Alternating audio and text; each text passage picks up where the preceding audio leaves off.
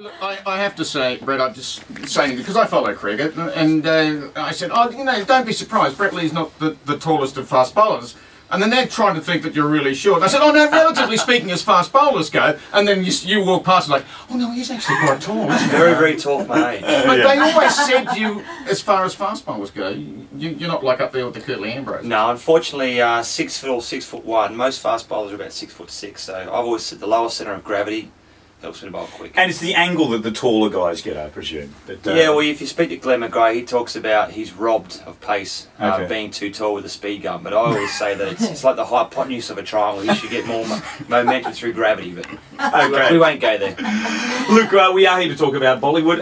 Thank goodness, yeah. Brett. I'm not the biggest cricket fan in the world, and when they said Brett Lee's coming on, I was like, oh, this will be interesting, I better do my prep on this one. But now that you're a Bollywood actor, I can do an interview, fine. Lucky you. When did you decide that, okay, acting is going to be the next stage of what I'm doing now that cricket's sort of, you know, not so much in the foreground anymore? Yeah, look, I think going back to 1994, where I first went to India, fell in love with the place and the culture and the people. And then about 3 years ago, you know, you get these Bollywood offers to come through to do a little cameo role, and I wasn't ready. I was still playing cricket full time. You know, away for 300 days per year.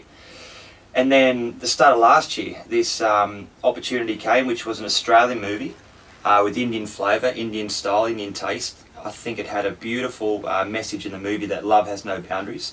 Doesn't matter, you know, what colour skin, what colour eyes, what colour hair. You can't help who you fall in love with. And I thought this would be a really good opportunity.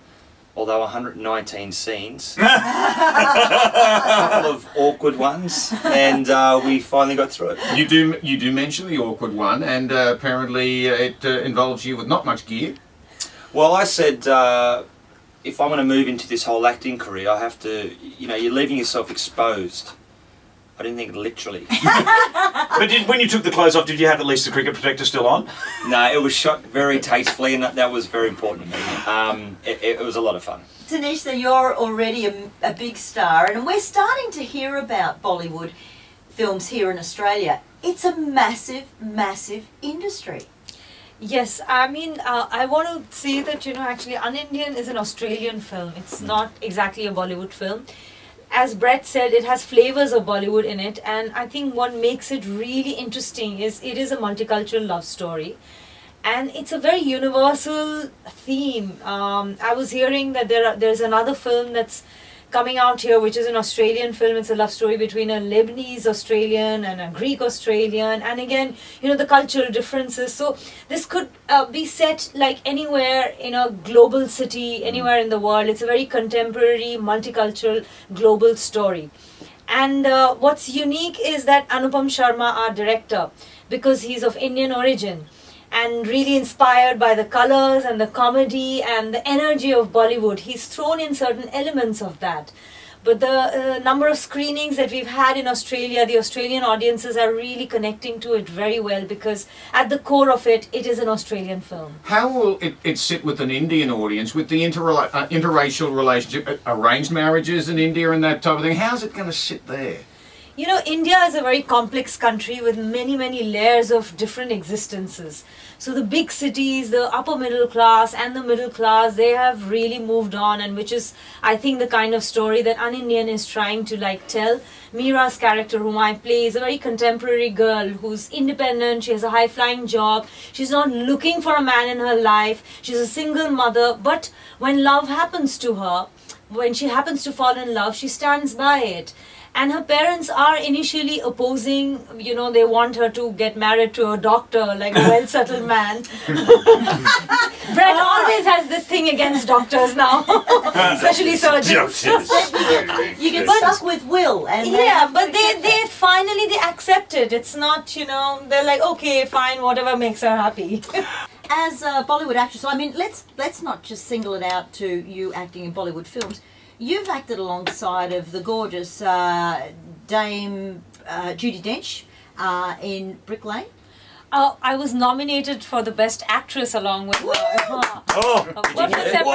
Did you get it or not? It was fantastic to lose it to Dame Judi Dench. Okay. That's acceptable. But what is it like? I mean, you do act around the world, but what is it like in India itself?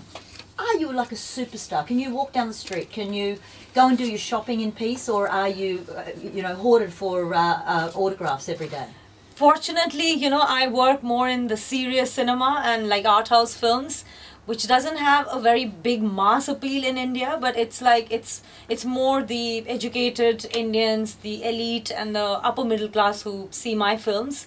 So they're a lot more polite, are they, when they say, give me an autograph? Yes, yes. So I have the best of both.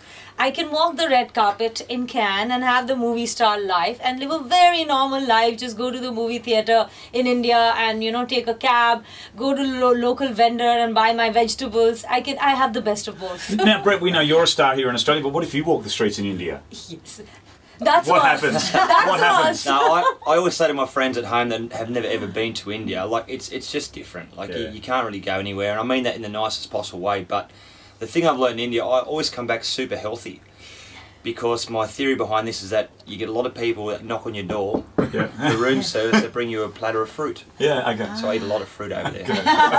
From what I know of Bollywood films, I've seen a few. There is a certain formula. Doesn't there have to be a dance routine in every single film? And what's Brett like as a dancer? Brett, feel free to back away from the microphone. Horrible. You have to watch the film. Fortunately, the two scenes that he dances in, one he needs to be awkward, the other is his imagination. Okay. I heard, Brett, I actually heard you describe the way to do Indian dancing, and you described it really nicely. Yeah, so my Indian friend back home in Sydney just said the easiest way to do an Indian dance is you screw the light globe and you pat the dog. Oh, got it! We're all doing it! That's a little bit sort of pat your head, rub your belly. Everyone driving their car now. Don't screw the dog and pat the light bulb. That's another Indian film. And on that note, we're going to get to traffic right now and come back and say goodbye if they stick around during the ad break. What?